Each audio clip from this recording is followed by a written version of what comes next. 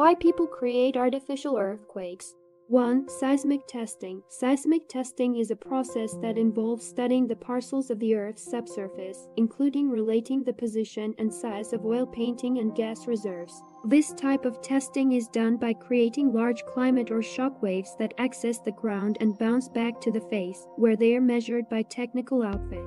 To produce these climate or shock waves, people frequently use small explosive charges that are placed underground. The snares are set off in a controlled manner, which generates seismic swells that can travel through the Earth's layers of gemstone and soil. As the seismic swells travel through the subsurface, they bounce off of different gemstone layers and other geological features, which creates a distinct pattern of climate that can be measured on the face. By assaying these measures, scientists can gather information about the composition and structure of the Earth's subsurface, including relating implicit locales for oil painting and gas reserves. This information is used by companies in the energy assiduity to determine where to drill for oil painting and gas, as well as to estimate the size and quality of the reserves. It's worth noting that while seismic testing can help identify the position and size of oil painting and gas reserves, it isn't always accurate or dependable. Also, there's concern that the use of snares in seismic testing can have negative environmental impacts, similar as disturbing wildlife or damaging geological conformations. As a result, there's ongoing debate and exploration into indispensable styles for conducting seismic testing that are less disruptive to the terrain.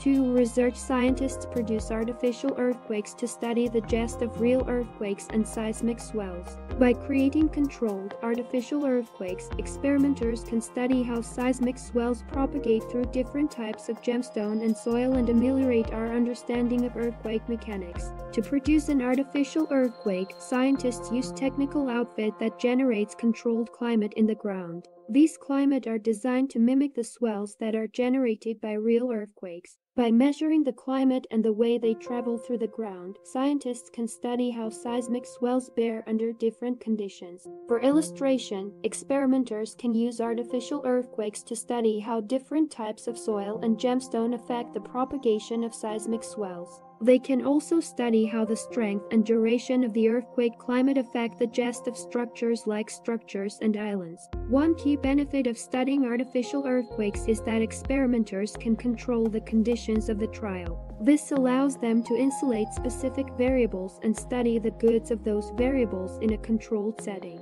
By studying these variables, experimenters can gain sapience into how real earthquakes bear and develop better models for prognosticating earthquake gist in the future. Overall, artificial earthquakes give an important tool for experimenters to more understand earthquake mechanics and ameliorate our capability to prognosticate and prepare for unborn earthquakes. 3. Disaster preparedness. Another reason why people produce artificial earthquakes is to test the adaptability of structures, islands, and other structure to more prepare for natural earthquakes. By bluffing earthquakes of colorful bulks, masterminds and disaster response brigades can identify vulnerabilities and develop strategies to strengthen structures and ameliorate exigency response plans. To pretend an earthquake, masterminds use technical outfit to induce controlled climate that mimic the gist of real earthquakes. They can vary the intensity and duration of the climate to pretend earthquakes of different bulks. By measuring the climate and the way they affect structures like structures and islands, masterminds can estimate the adaptability of these structures to earthquakes.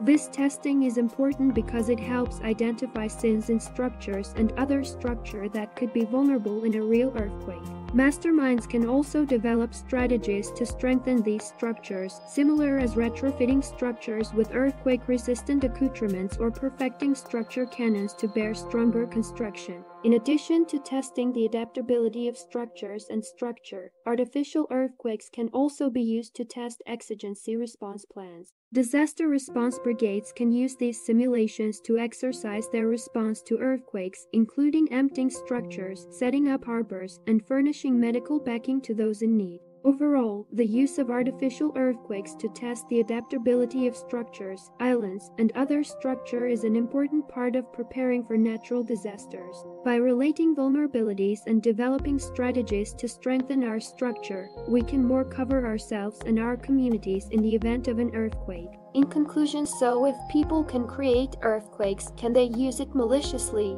Now you think about it, millions of people can be destroyed with this earthquake weapon. I wonder if this happened in our lives. I'm just asking.